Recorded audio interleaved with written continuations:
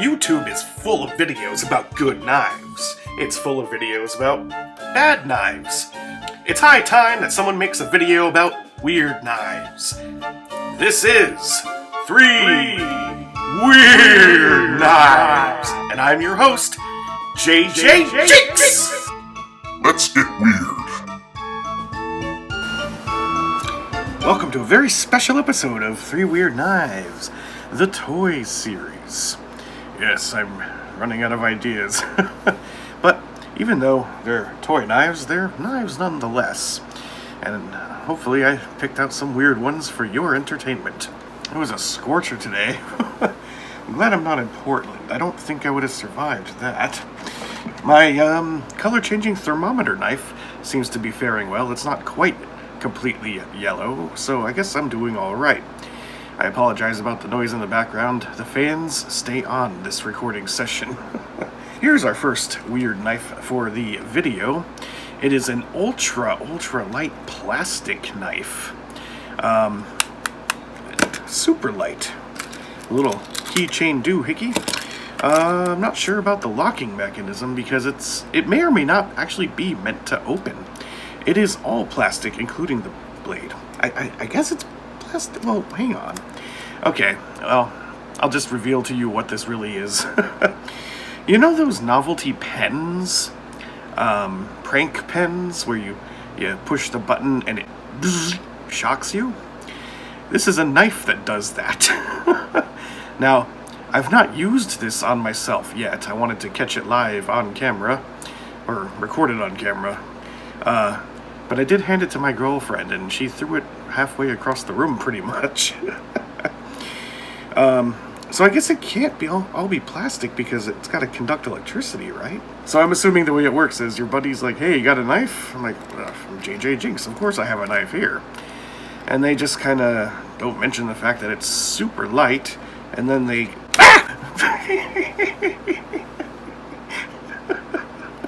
It got me.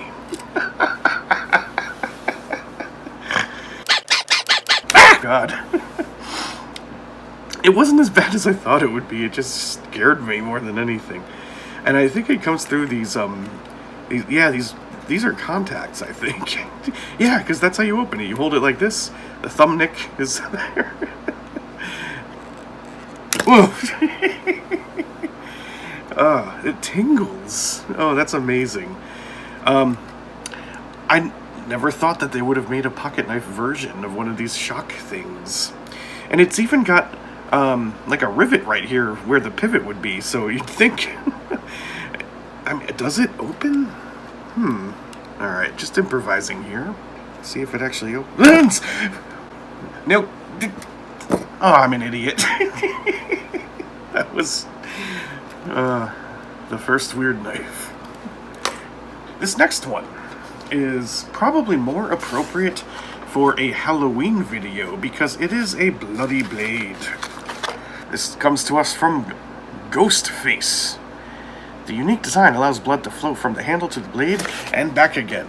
Yeah, it's one of these things. You hold it down and the knife blade gets bloody. And gravity reverses the process. Perfect. Turn upside down and watch the blood ooze. And in case you wanted to make your own, here are the ingredients of the blood. Water, red 40, EDTA, and a bunch of parabens. So, probably shouldn't drink it. Although, you know what?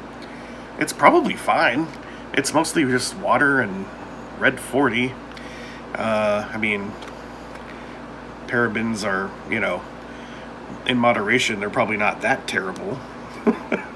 EDTA is fine.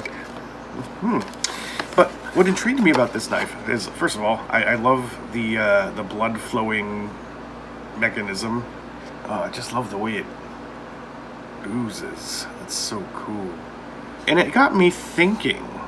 So this is a blade within essentially a sheath.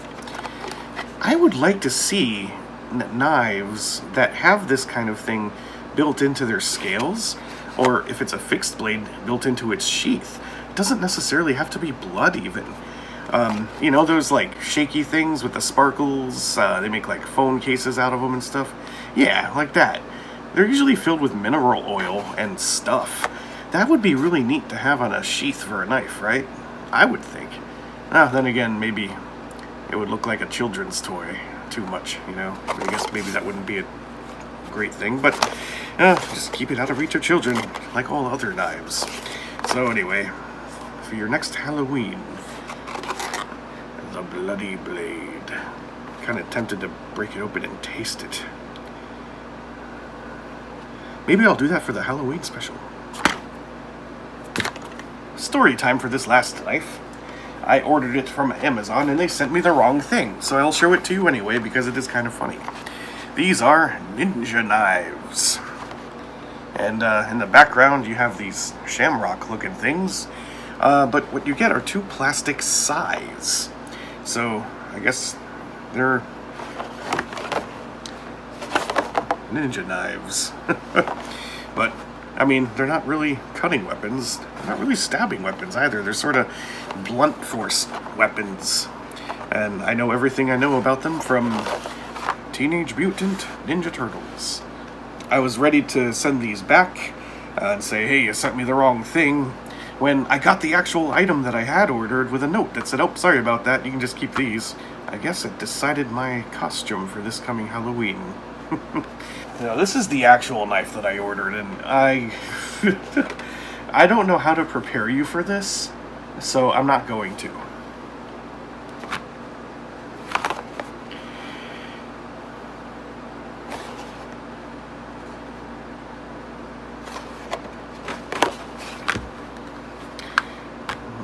There it is. It's the most offensive thing I've ever seen. Like, not trying to be, you know, PC or CRT or whatever. This is so offensive that, like, with not a drop of First Nations blood in me, I am offended. Oh boy. Let's begin at the very top. This is a Native American hunting knife, and the hunting knife is in blood, and there's a bunch of feathers flying around, implying that you've just stabbed an eagle to death or something. We've got a totem kind of deal.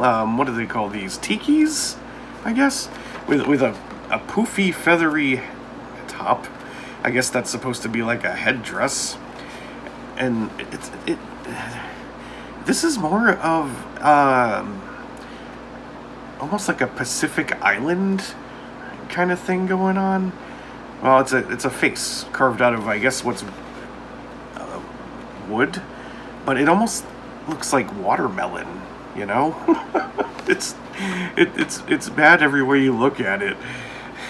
Well, I guess I gotta say, they did say it's a Native American hunting knife.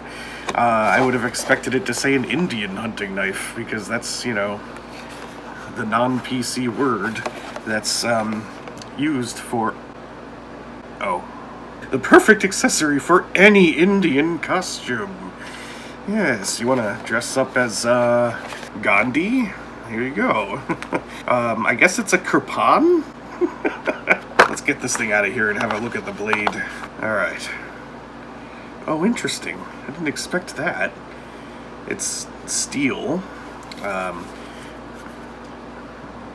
Native Americans didn't really have steel. Indians did. So I guess that works. The hand feels not very great. I'm pretty much smothering the the Native American Olmec watermelon Easter Island dude, but you know what? That's just kind of symbolic of what white men have been doing to them for a very long time, ain't it?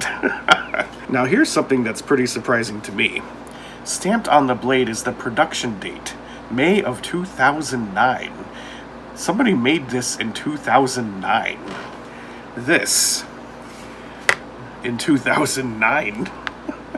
Average rating is 3 stars. Here's a 1-star rating. My son opened it and swung it once in the air, and the handle detached. Never would the handle stay attached to the blade. Not worth the money. Definitely not worth what I paid in shipping, since it is not Prime. I only bought it because it had decent reviews. Do not waste your money if you're going to do anything more than look at it. Exactly. Daniel Boone loved this. My 6-year-old absolutely loved this knife. Granted, he's pulled the headpiece off repeatedly, but that's easy enough to fix. Plus, it is relatively safe. He pretends to be Daniel Boone and hunts with it. Daniel Boone would not know what the hell this thing is. 5 stars. Wow, so accurate. I'm an Indian, and I totally have a hunting knife exactly like this one. My favorite part is how this product doesn't continue to marginalize my people or perpetuate a state of dehumanization by allowing kids to pretend to be a member of a race that almost doesn't exist anymore thanks to genocide and institutionalized sexual abuse. And the packaging isn't offensive either. Well, I think that says it all. And I am far from the criteria for monetization. And now I don't think I'll ever get there. Oy.